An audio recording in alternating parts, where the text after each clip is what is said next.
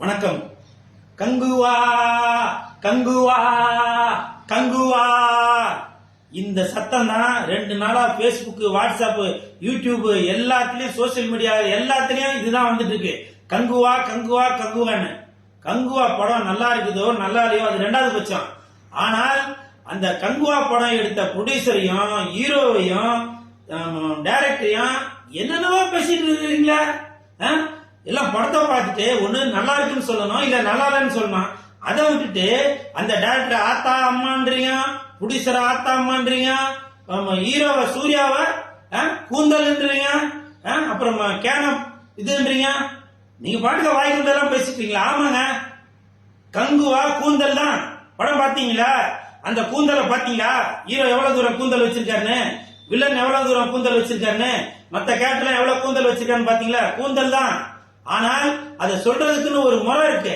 நீங்க பாட்டுக்க வாயில வந்ததெல்லாம் ஆத்தா அப்பா அம்மா இவனு நீங்க பாட்டுக்க ஏற்படுத்தி பேசிட்டு போறீங்க.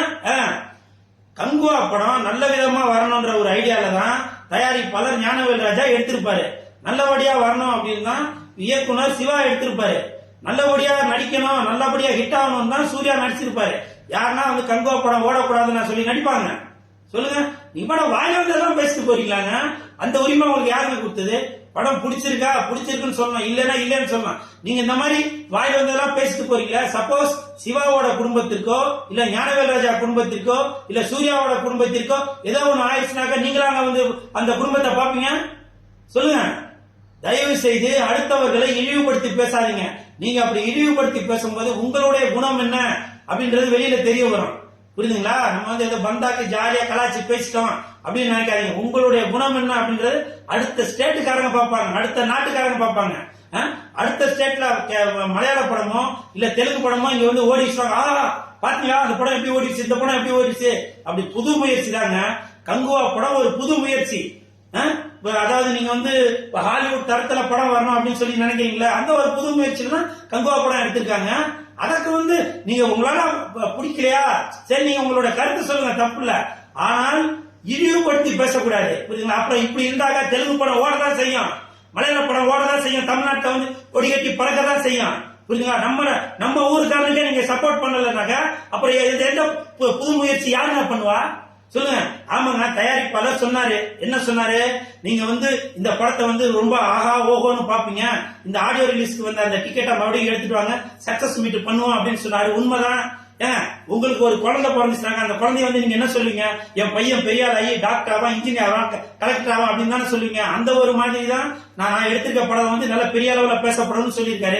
யாருன்னா பிறந்த குழந்தைய ஐயா இது உருப்படாது, நாசமா போயிடும், திருட்டு பிள்ளையா வரும், இப்படியா சொல்லுவாங்க?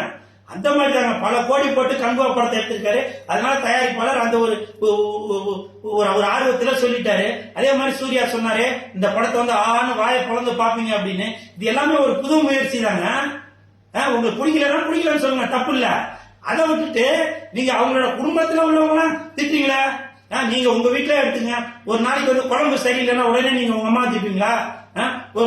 ஒரு தூய்மை எடுத்த சரியில்லைன்னா உடனே உங்க அப்பா அந்த மாதிரி அசியசியமா திட்டுவீங்களா? அக்கா தங்கச்சியில திட்டுவீங்களா? சொல்லுங்க. ஏதோ தவறு நடக்குது, அது சகஜம் தான். அது சவுண்ட் ஜாஸ்தியா தான் இருக்கு அப்படி எல்லாருமே தான் சொல்றீங்க, வாஸ்தவம் தான். இப்ப கம்மி பண்ணிட்டாங்கல்ல.